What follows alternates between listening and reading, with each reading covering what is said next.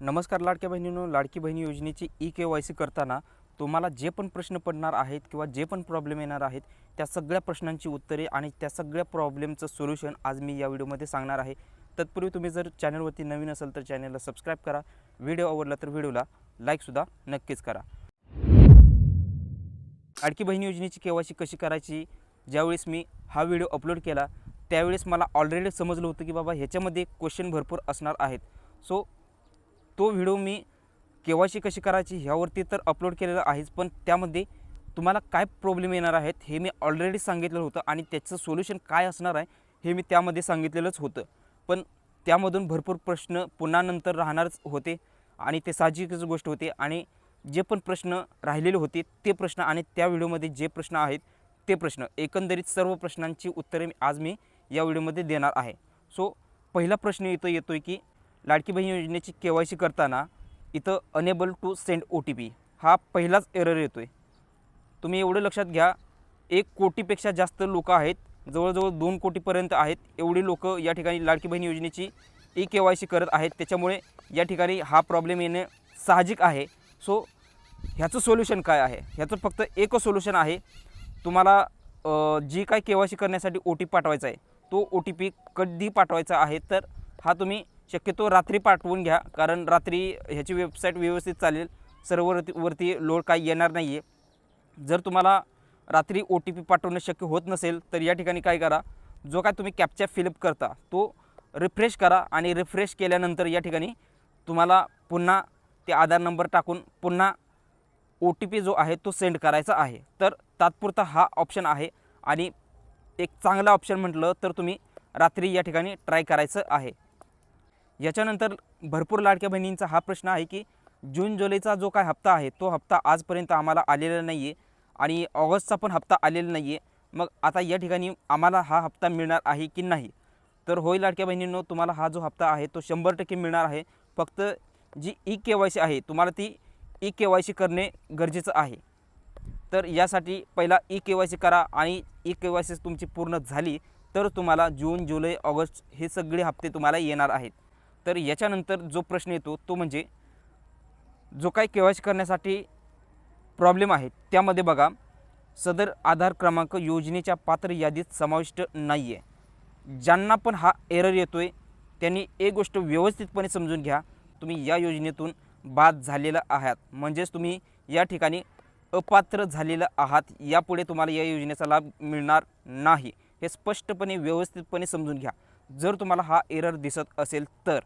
याच्यानंतर हा महत्त्वाचा प्रश्न, पती किंवा वडील नाही आहेत ह्यासाठी काय ऑप्शन निवडायचा किंवा जो आधार नंबर आहे तो आधार नंबर कोणाचा टाकायचा?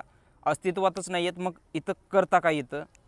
ह्याचं ऑलरेडी मी त्या व्हिडिओमध्ये उत्तर दिलेलं आहे। सो या व्हिडिओमध्ये पण पुन्हा एकदा तेच की ज्याचा पती अस्तित्वात नाही आहे म्हणजेच जीवित नाही आहे तर या ठिकाणी तुम्हाला त्याचं आधार नंबर टाकायचंच आहे। आधारला जो लिंक आहे त्या नंबरवरतीच तुम्हाला ओ-टी-पी जाणार आहे, तोच ओ-टी-पी तुम्हाला इथं व्हॅलिडेट करायचा आहे।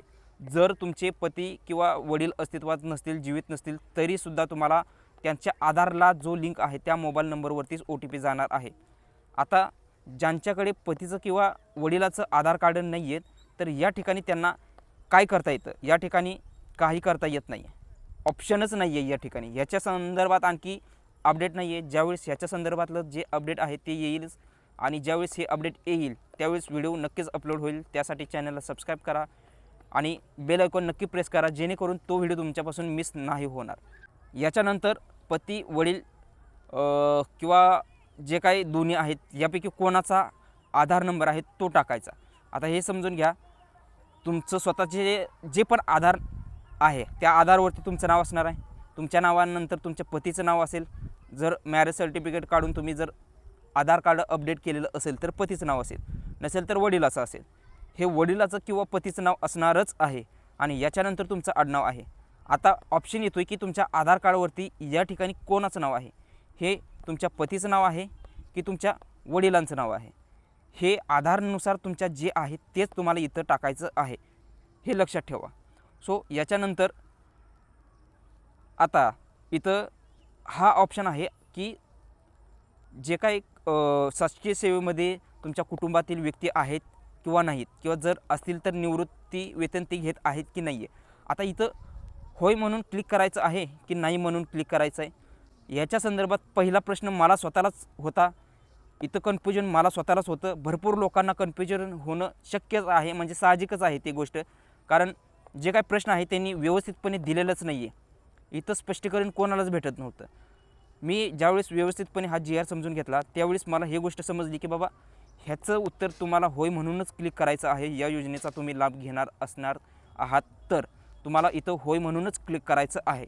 आता जर निवृत्त वेतन तुमच्या कुटुंबामध्ये कोणी तर शासकीय सेवेमधून निवृत्त झाल्यानंतर घेत असेल तर तुम्हाला इथं नाही करावं लागेल, म्हणजे नाही केलं तर तुम्हाला या योजनेचा लाभ मिळणार नाही आहे. जर घेत असेल तरी पण तुम्ही होय करताय तर साहजिक आहे तुम्हाला इथं तुम्हाला लाभ मिळणार आहे. पण व्हेरिफिकेशनमध्ये तुम्ही फेल होणार आहेत ह्याबाबत काय गॅरंटी देता येत नाही, पण भरपूर लोकांना इथं फेल होण्याची शक्यता आहे. पण तुम्ही होय म्हणून क्लिक केलं तर ह्याची गॅरंटी आहे की तुम्ही या योजनेतून KYC तुमची पूर्णपणे झालेली असणार आहे आणि तुम्हाला हप्ते इथून पुढे चालू राहणारच आहेत. त्यामुळे फक्त इथं होय म्हणूनच क्लिक करायचं आहे. तर इथं जो ऑप्शन आहे त्यामध्ये तुम्हाला होय आणि नाही हा ऑप्शन येईल. होय क्लिक करायचं आहे. याच्यानंतर शेवटची तारीख. आता लक्षात ठेवा, घाई गडबड करू नका. मी अगोदरच व्हिडिओ सांगितलं होतं त्याच्यामध्ये आणि आपल्या व्हॉट्सअप ग्रुपमध्ये पण मी तेच सांगितलं होतं. भरपूर व्हॉट्सअपमध्ये माझ्या ग्रुपमध्ये क्वेश्चन चालू होते की ऑप्शन आलेलंच नाही आहे KYCचा, किंवा वेबसाईटच ओपन होत नाही, लोड जो येतो आहे, ह्याच्यावरती क्वेश्चन आणि त्याच्यावरती आन्सर ही ग्रुपमध्ये चर्चा चालू होती. त्यावेळेस मी कन्फ्युजन दूर करण्यासाठी ॲडिओ क्लिप मी टाकलेलीच होती. त्यामुळे भरपूर क्वेश्चन तिथं सॉल्व झालेले होते. सो तुम्ही जर अशा प्रश्नांमध्ये जर अडकत असाल तर त्याचं उत्तर तुम्हाला आपल्या जी काय व्हॉट्सअप ग्रुप आहे त्यामध्ये भेटेल.